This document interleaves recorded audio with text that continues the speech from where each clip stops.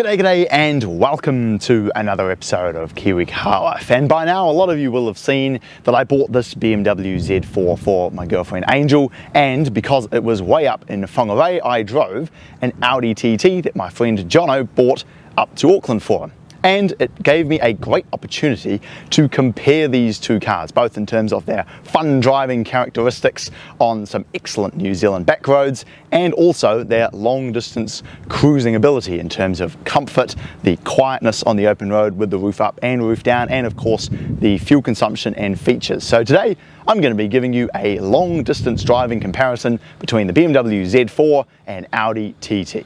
The Audi definitely has a better interior in my opinion, mainly just because it's a lot newer. I like these little circle vents here across the dash. They look quite cool. The gauges look a hang of a lot more modern and show lots of great information there in the middle. The steering wheel again just looks like it's from a newer car. It's got pedals, which the Z4 doesn't have, and the flat bottom I think is really cool and makes you realize that this is definitely a sporty car. The radio is a little bit better laid out and just has a larger screen, and overall the build quality, just because it's a newer car in my mind, is just a bit better. The seats are very comfortable. So while the Z4 does have some quite cool gauges and the two-tone leather is quite an interesting sort of thing to have, whereas this is just all sort of plain black, overall I think the Audi's interior is better built and it has more features as well. In terms of engines, the Audi TT came with either a 2-litre turbo or a 3.2 litre VR6, both paired with a 6-speed dual clutch transmission or a 6-speed manual. The 2-litre turbo makes 147 kilowatt and 280 newton meters of torque.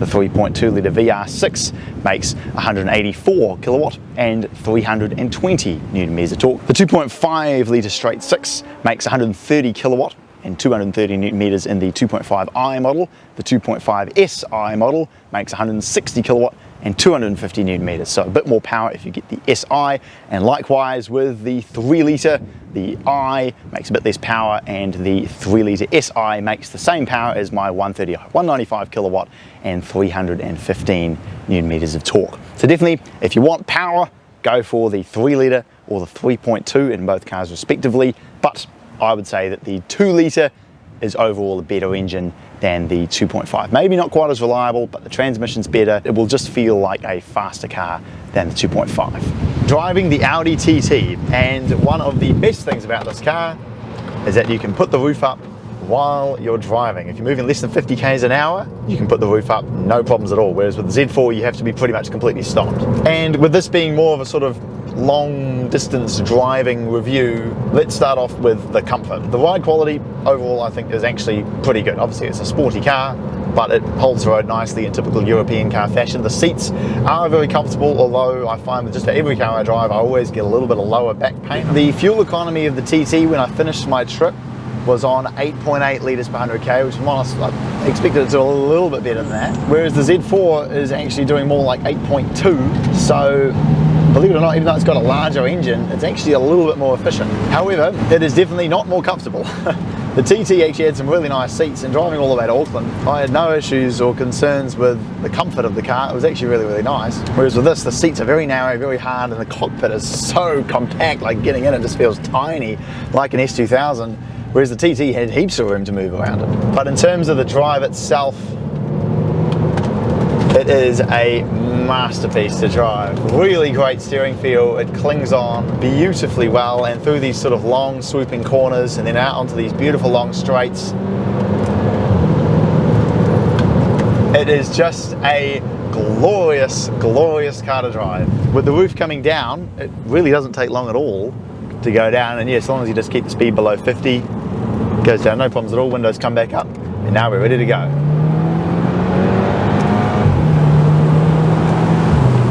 And now you can hear that lovely 2 litre turbo, dual clutch paired engine.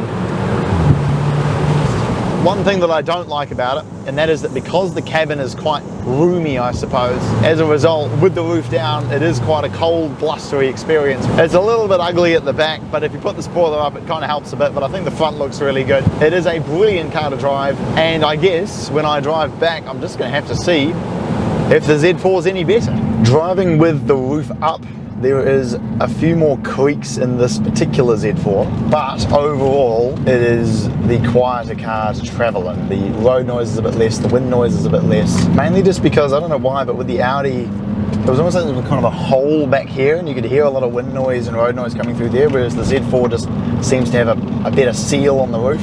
Overall, the Audi is the better open road car in my opinion.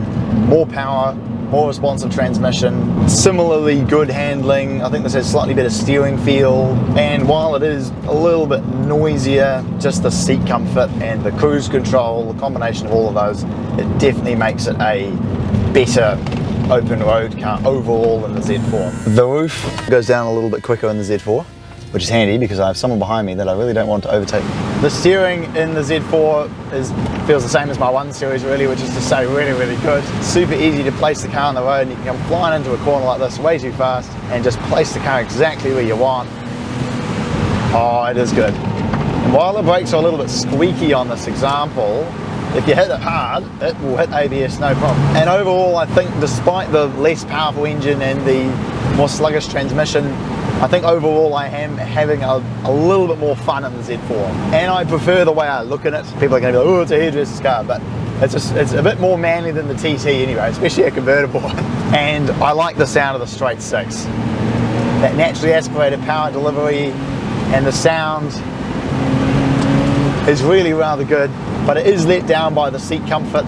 The interior is very cramped because it has such a long bonnet, and it doesn't have quite as many cool features, like it doesn't have a pop-up rear spoiler, it doesn't have launch control, and the transmission is good, but it's not as good as the dual clutch in the TT. And the TT is definitely more comfortable, more spacious, better seats, better built interior, more features. The cruise control was really good on that car. It's faster, but it looks a little bit more girly in my opinion. It's just a case of whether you want the slightly more comfortable featuresome choice in the Audi, or the more sporty, in my mind, better looking and better sounding Z4. So I'll leave you with that information and look forward to seeing you again next time.